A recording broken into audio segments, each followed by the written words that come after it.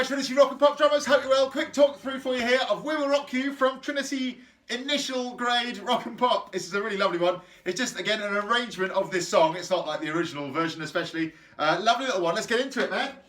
So it starts off famously by going...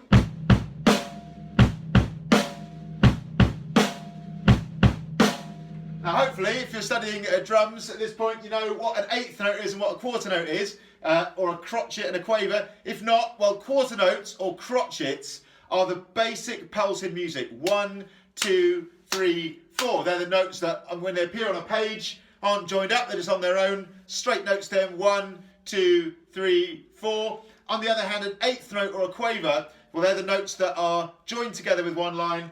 And they go 1 and 2 and 3 and 4, and if you have a whole bar of them.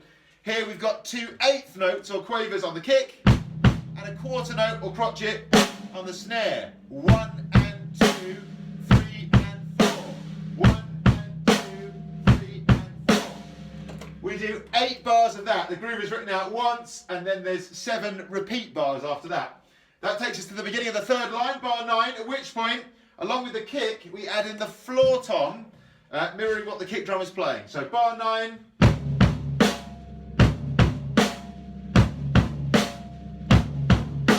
Still 1 and 2, 3 and 4. But now floor tom and kick together. We play all the way through to bar 16, at which point we hit the crash with the kick on a quarter note, a crotchet on beat 1. That big squiggle on beat 2 is a crotchet rest. We then play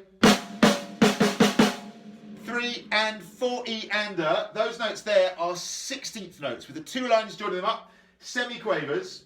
They're normally counted 1 E-ander, 2 E-ander, 3 E-ander, 4 E-ander. So here, this bar of music goes 1, which is a crotchet, 2, which is a rest, 3 and, which is 8th on the snare, 4 E-ander, 16th notes or semi-quavers on the snare. Bar 16 goes.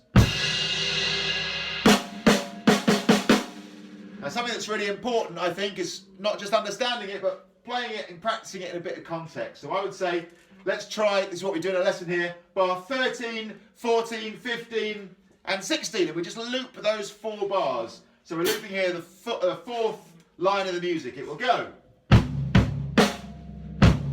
That's 1 bar. That's 2 bars. Now the drum fill. And then go back, loop it. Bar 14. Crash. Rest. One more time.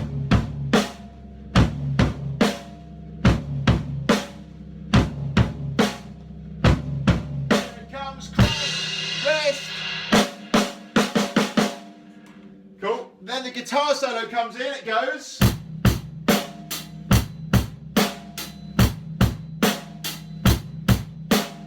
Now hopefully, again, if you're at this point of sort of opening the book and trying these tunes, you've played the straight 8s type of feel or basic rock beat, and that's what this is. It's the kick and the snare, well, playing what they played before, but now we've added 8th notes or quavers on the hi-hat. Hopefully you're cool with this sort of groove. If not, in the description for this video, I'm going to post a little link to my video which recaps those types of grooves.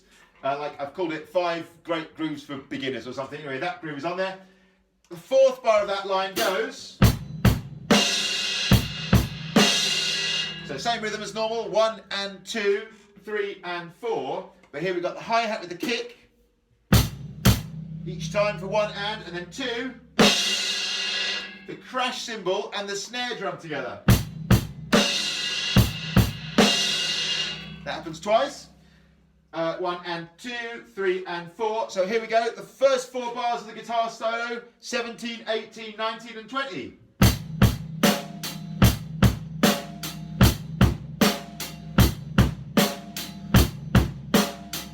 we go with the crashes.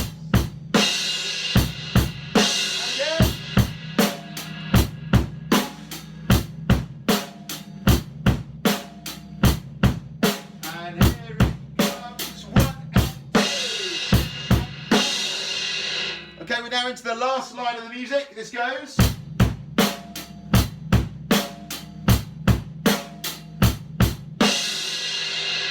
That's bars 21 and 22, so that groove again from the guitar solo that we saw at 17, and then 22 is like the first half of it is groove, and the second half of it is like bar 20.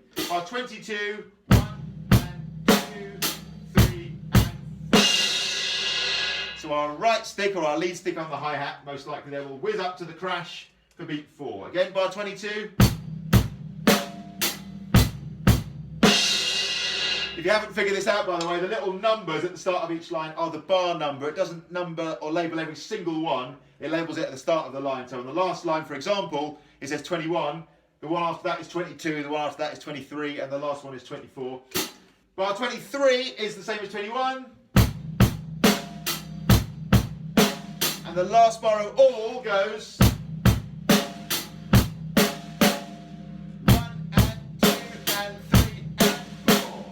1 and 2 and, so the first half of the last bar, 24, is like groove. Then you got 3 and 4, 2 eighth notes and a quarter note to finish, played as kick with hi-hat, and then 2 snare and hi-hats. Last thing of all, I'm going to play the whole of the last line. Here we go.